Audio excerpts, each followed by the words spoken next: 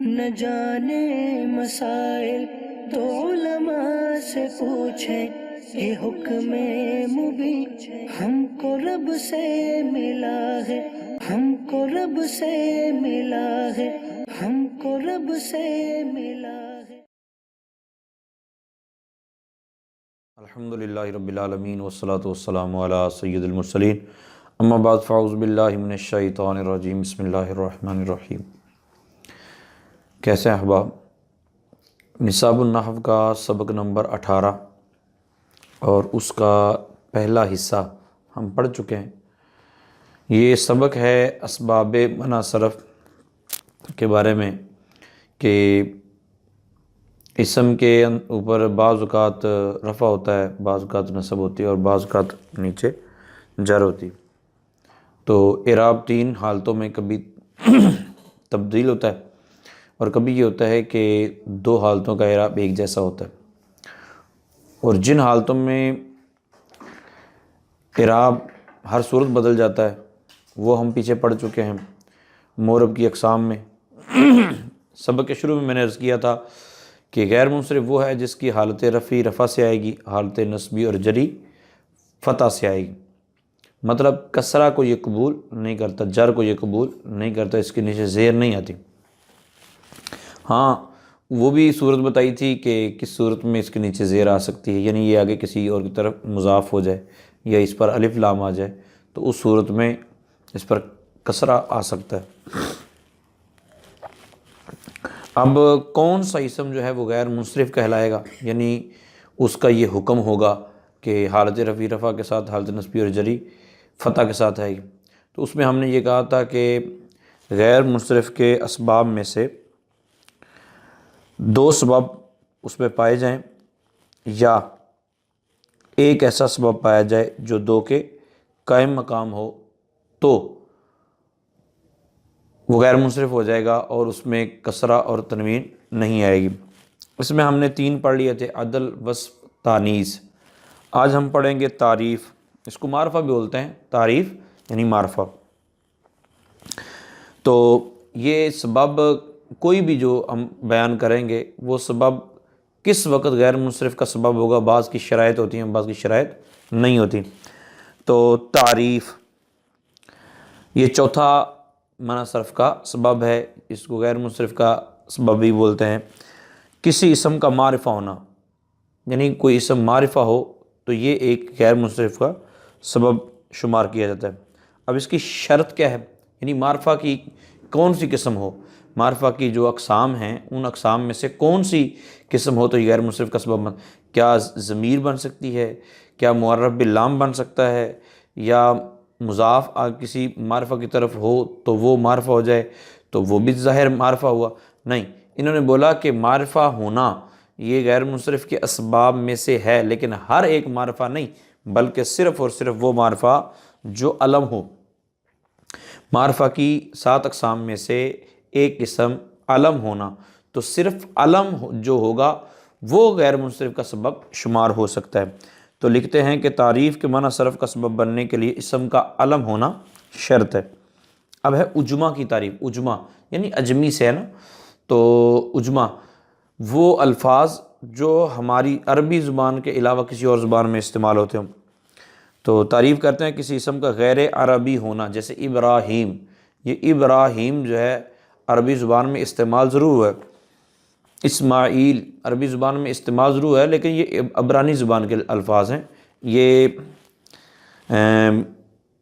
عربی زبان کے الفاظ ہیں۔ جیسا پاکستان ہے تو اس کو پاکستان بولیں گے، ٹھیک ہے۔ اور بھی کلمات جو اسم ہیں اور کسی اور زبان کے اندر استعمال ہوتے ہیں۔ تو اب وہ بتاتے ہیں کہ اجمہ یعنی وہ اسم جو غیر عربی ہو، اس کو اگر منع صرف کا سبب قرار دینا ہے تو کون کون سے شرائط ہیں جس کی وجہ سے وہ غیر منصرف کا سبب بنے گا۔ تو اجمہ کے منع صرف کا سبب بننے کے لیے 2 شرطیں۔ نمبر 1، اسم لغت عجم میں علم ہو، یعنی آپ جس زبان کا وہ لفظ لے کے آئے ہیں اس زبان میں وہ علم ہو، کسی کا نام ہو، جیسے ابراہیم۔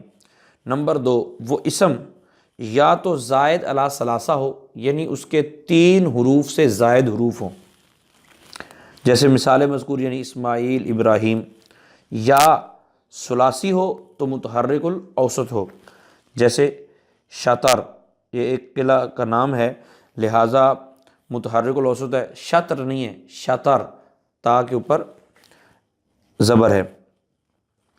تو اجمہ کی جو شرائط ہیں، یعنی اجمہ کا معنی صرف کا سبب بننے کے لیے جو شرائط ہیں وہ ہیں 2۔ پھر آگے کہتے ہیں 6 نمبر پہ ترکیب، عدل، وصف، تانیث، معرفہ یا تعریف اور اجمہ۔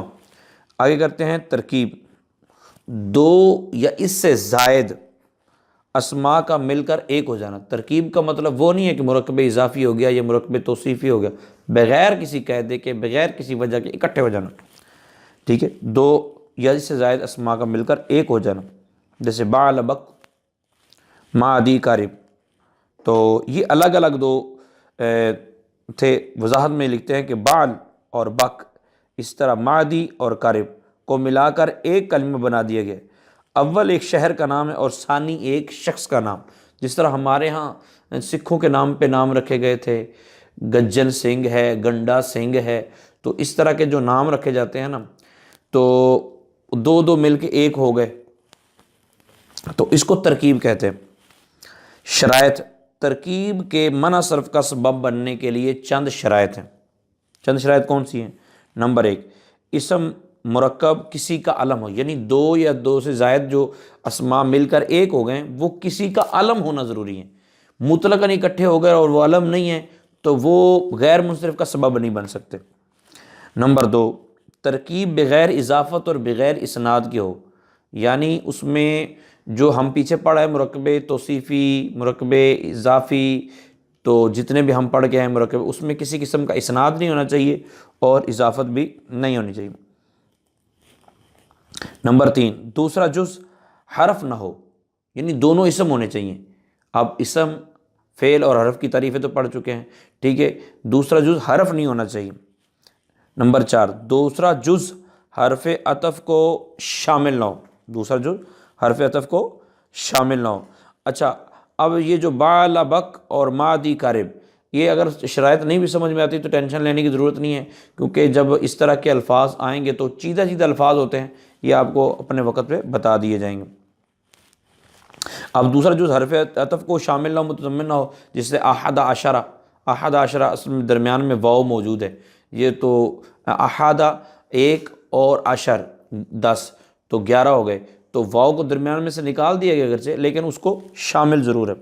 نمبر 7، وزن فعل کی تعریف، یعنی وزن فعل یہ 7واں سبب ہے غیر منصرف کا۔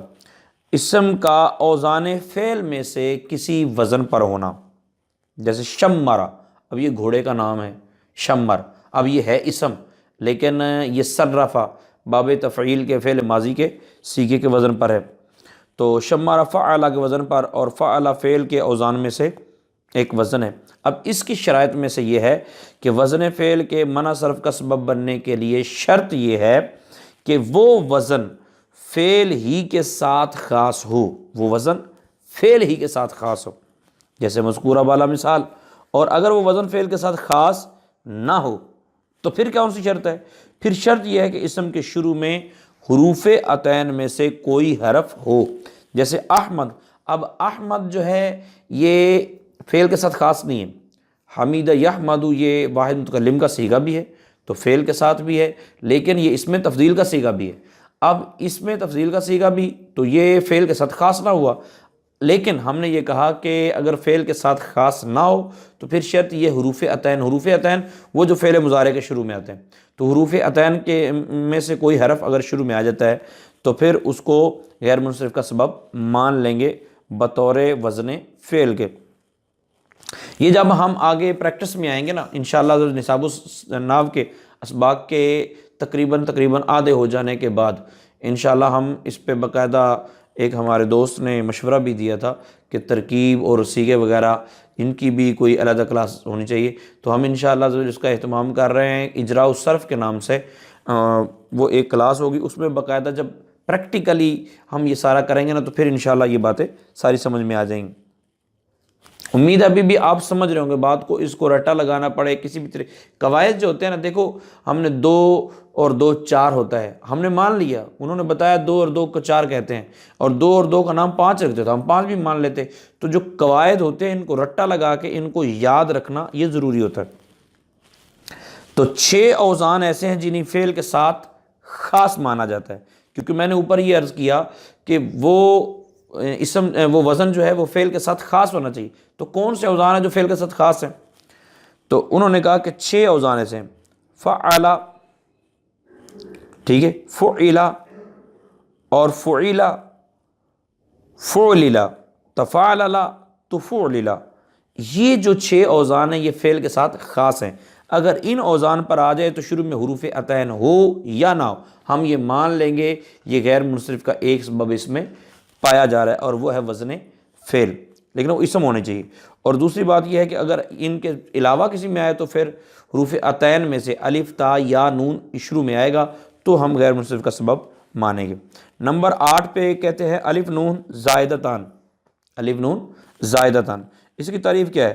وہ الف نون جو کسی اسم کے آخر میں زائد ہوں، یعنی ان کو اگر ہٹا بھی دیا جائے تو میننگ پورا سمجھ میں آ رہا ہو، جیسے عثمانو، ندمانو۔ اچھا، اب اس میں کہتے ہیں کہ اس کی شرائط کیا ہیں۔ الف نون زائدتان، اگر اس میں محض، یعنی اس میں محض کا مطلب ہے جو صفت نہ ہو اس کے آخر میں ہوں، کیونکہ الف نون زائدتان یا تو صفت کے آخر میں ہوں گے یا اس میں محض کے آخر میں ہوں گے۔ تو کہتے ہیں کہ اگر اس میں محض کے آخر میں ہوں تو اس کے منع صرف کا سبب بننے کے لیے شرط یہ ہے کہ وہ علم ہو، یعنی وصف کے نہیں، اس میں محض کے آخر میں الف نون زائدتان اگر آ جائیں تو وہ اسم اگر علم ہے، ٹھیک ہے، تو پھر اس کو غیر منصرف کا سبب مان لیا جائے گا، جیسے عثمانو، عمرانو، سلمان وغیرہ۔ اور اگر اس میں صفت کے آخر میں ہو، یعنی اسم کے آخر میں ہو، اس میں محض جو وصف پہ دلالت نہیں کر رہا، اس کے آخر میں ہو تو علم ہونا شرط ہے، اور اگر وصف کے آخر میں ہو تو شرط یہ ہے کہ اس کی مؤنث میں تانیث نہ آتی ہو، اس کی مؤنث میں تائے تانیث نہ آتی ہو، جیسے سکرانو، کہ اس کی مؤنث کے آخر میں تائے تانیث نہیں آتی۔ اب پھر دوبارہ اس کو ذہن میں رکھیں کہ اگر الف نون زائدہ تان اس میں محض کے آخر میں آئیں تو اس میں علم ہونا شرط ہے، اگر وصف کے آخر میں آئیں تو شرط یہ ہے کہ اس کی مؤنث میں تائے تانیث نہ آتی ہو۔ اگر تائے تانیث آئے گی تو اس کو ہم غیر منصرف کا سبب نہیں مان سکتے، جیسے سکرانو، اس کی مؤنث کے آخر میں تائے تانیث نہیں آتی، اس کی مؤنث آتی ہے سکرا۔ آگے جمع، وہ اسم جو مفرد میں کچھ زیادتی کے ساتھ 2 سے زائد افراد پر دلالت کرے، جیسے مساجد اور مسابی۔ اب اس کے غیر منصرف کا سبب بننے کے لیے شرط کیا ہے جی؟ جمع کے معنی صرف کا سبب بننے کے لیے شرط یہ ہے کہ وہ جمع منتہی الجموع کے صیغے پر ہو۔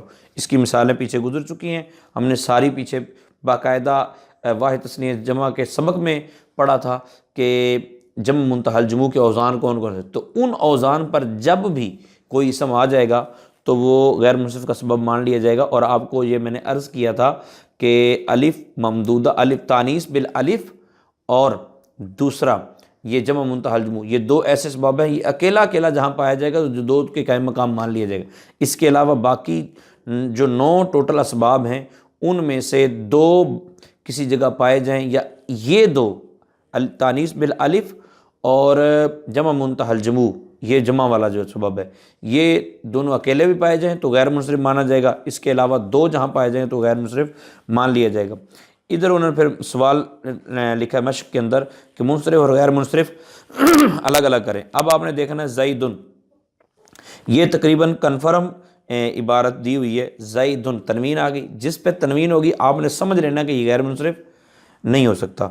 زیدن، اب اس میں علم تو پایا جا رہا ہے، ٹھیک ہے، لیکن کوئی دوسرا سبب نہیں پایا جا رہا۔ ظفرو، اب آپ نے غور کرنا ہے کہ ظفرو کے اندر ایک سبب تو علم پایا جا رہا ہے، ٹھیک ہے، علمیت معرفہ ہونا، ٹھیک ہے، دوسرا کون سا سبب پایا جا رہا ہے وہ آپ نے ڈھونڈنا ہے اور وہ انشاءاللہ مل جائے گا۔ مساجد کے اندر کون سا سبب پایا جا رہا ہے، اور یہ بھی غور کرنا ہے کہ کہیں ایسا تو نہیں ہے کہ ہم ایک سبب ڈھونڈ رہے ہیں اور وہ ایک ہی 2 کے قائم مقام ہے اور ہم دوسرا ڈھونڈنے کے چکر میں پڑے ہوئے ہیں، ایسا نہیں۔ تو ان کو آپ نے الگ الگ کرنا، اور جو اسماء ان میں غیر منصرف آپ کہیں گے وہ دو سبب آپ کو معلوم ہونے چاہیے۔ تو آج کے بعد یہ ذہن میں رکھیں کہ جس پر آپ جس کے بارے میں آپ یہ کہہ رہے ہیں کہ یہ غیر منصرف ہے، تو آپ کو اس کے بارے میں انفارمیشن ہونی چاہیے کہ یہ غیر منصرف، میں اس کو بول رہا ہوں تو غیر منصرف کے کون سے دو سبب پائے جا رہے ہیں، یا ایک ایسا سبب پایا جا رہا ہے جو دو کے قائم مقام۔ اللہ تعالیٰ آپ لوگوں کو سلامت رکھے۔